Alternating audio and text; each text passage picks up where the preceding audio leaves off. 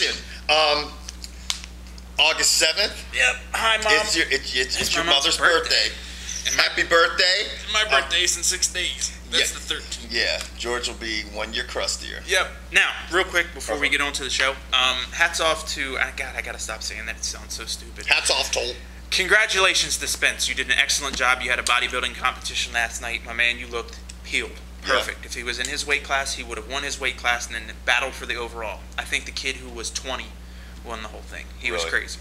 There's some freaks out there. Yeah, but he was like 123 pounds. But he was just nice. Yeah, he was shredded. Well, congratulations, my man. Yes. B-Dog, if you're still watching the show, I'm assuming you are. Email me. I know a while back I came up with an idea for a blog, and you and I were going to get together, but I have one, and I'm going to need help from everyone on that side of the camera. In time, you'll see. Put it this way: if you've seen people of Walmart and Bamify Bama and things like that, you'll see. It's actually pretty funny because it's actually. Just bear with me. Someone actually commented on our blog that does stuff like that. Really? Literally, you'll have to get on there and look. It was just this one, and I don't know. Well, our blog, like our blog spot place. The one that yeah.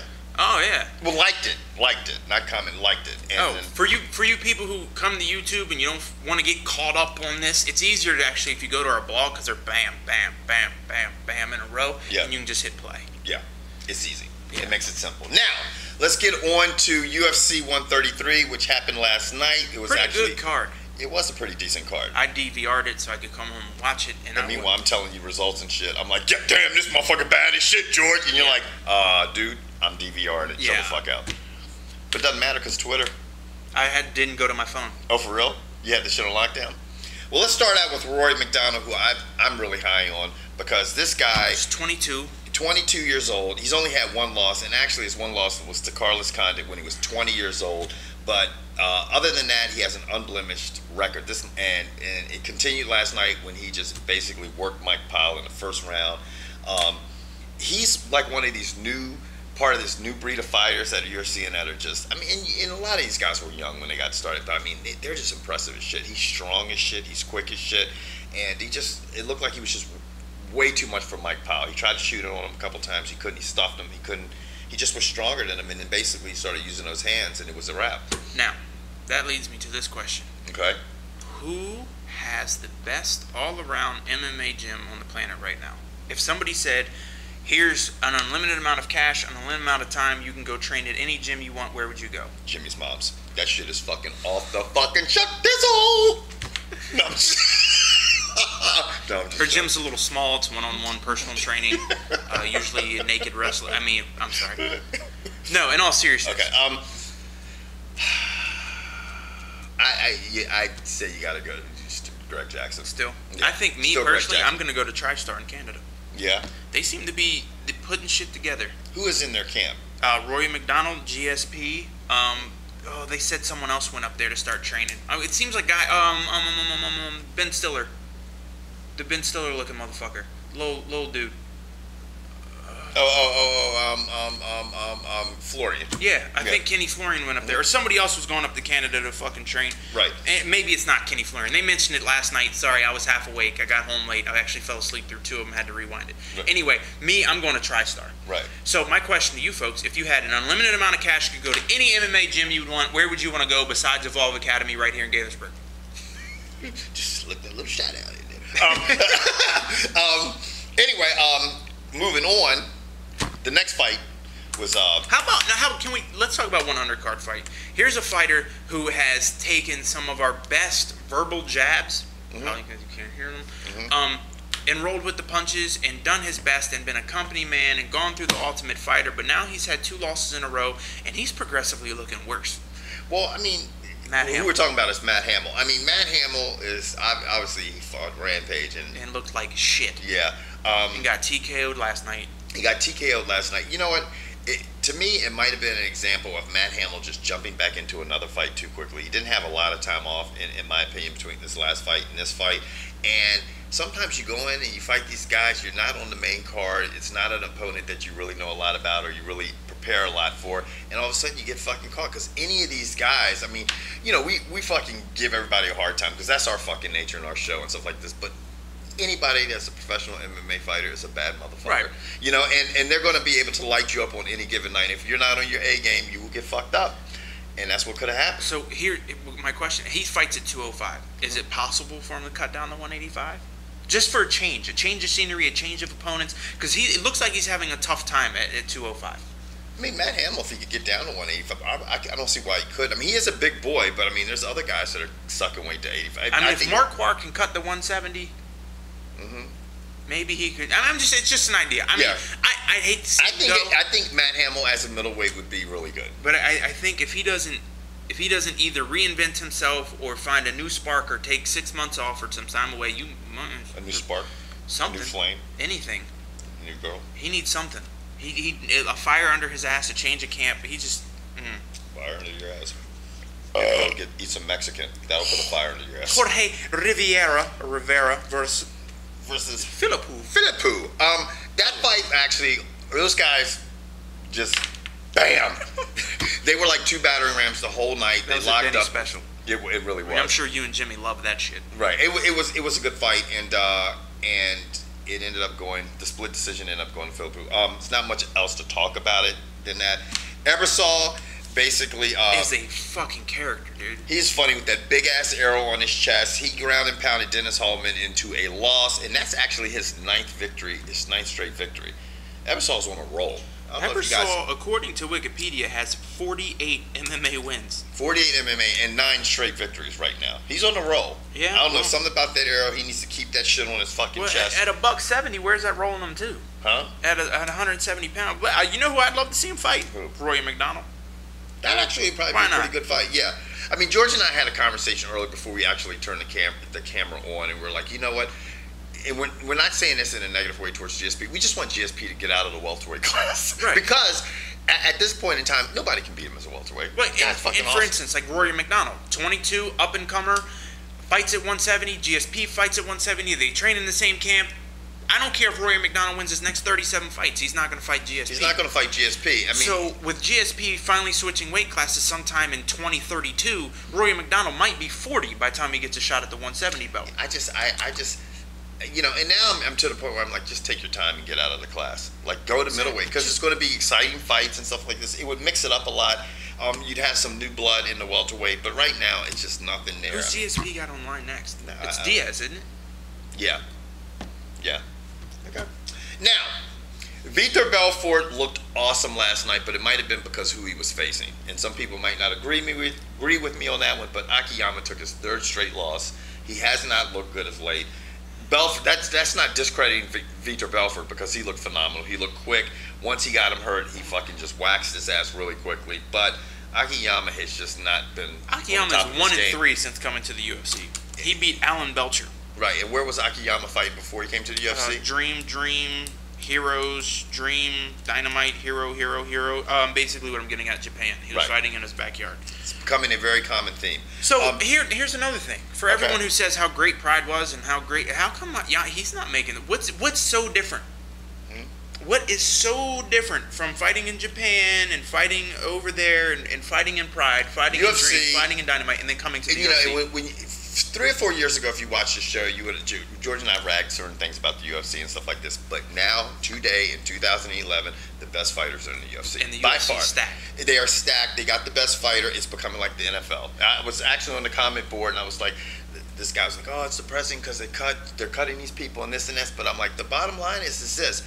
You're going to have WC and Prides and K1 and Strike Forces come up, and, you know, in football, you had the AFL, the USFL, you had the fucking UFL. You've had all those things. XFL.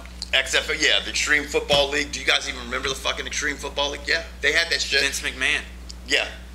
Vince McMahon is crazy as shit. He had football. He tried to do bodybuilding. This nigga does everything, man. He's just looking at an opportunity. Because he has bodybuilders wrestling. Come on, man. Those dudes are freaks. And he done drug tests. So, anyway, and you'll see why we're bringing that up at the end of the show. I'm sure you're looking over, let's see, that side, and you'll see at the bottom for all you Fedor, whatever the fuck you say his name. But anyway, we'll get to that. But the bottom line is that it's just a new game. Yeah, it's a new game. UFC stacked. Joe Stevenson got cut. Dude, you're either gonna put up or get put out. Yeah, and and you even see the old UFC fighters that were good. I mean, now all of a sudden they're just see you later, because it's a new game. It's people train much at younger ages. Anyway, I'm not going to go. I'm going to shut the fuck up. And we're going to talk about the main event last night. And this is our segment of Guess Who the Fuck I Am. I thought you were just going to just roll with that shit.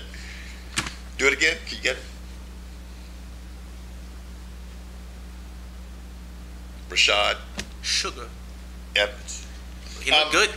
He did look good. 14-month layoff. He didn't come out looking rusty. I think it helps when you fight an older, slower, bigger opponent who's going to be like in boxing. It's like if you're going to fight somebody and you know exactly where they're going to be at, it's a lot easier to hit them. In MMA, you have to worry about more things. But let's face it, with Tito, you don't. Fighting Tito, in my opinion, is a lot like fighting Rampage. Yep. You're not worried about leg kicks. Yep. You're not worried about takedowns. You're not worried about submissions. Yep. So what's that leave? We're going to stand and punch. Yep. And that's exactly what Tito... I mean, Tito didn't shoot. Tito didn't... There was a lot of interesting things. I mean, one thing I noticed when I first saw them, I didn't realize how much bigger Tito was. And I was like, ooh. And Tito looked in great shape. And Tito did look in great shape. He did. He was in the best shape I've seen him in a long time. And you know what? I will say this about Tito Ortiz. Some people, he has his fans, some people that don't like him. But you know, he's like, I tip my hat off to Rashad. Actually, he used your line. And he said he beat me in my best shape. Yep. He made no fucking excuses. Nope. He basically said, hey, this guy whipped my ass and I was in great shape. And you got to respect a man that says that. You know.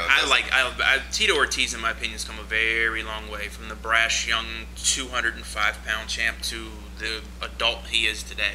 Right. And it's good to see somebody go through that transition, but I think he's about to transition his way into a new career because honestly, I think he'd be one hell of a coach. I think he could go coach guys and be in a corner, and I think you could go on for the rest of your 40, 50, 60 more years being a coach. Does he have a facility or he has Punishment Athletics. Right. I think he's trying to open a gym out in Vegas. I'm not sure. Or I know he trains a lot in Big Bear, California. Is that where Big Bear's at?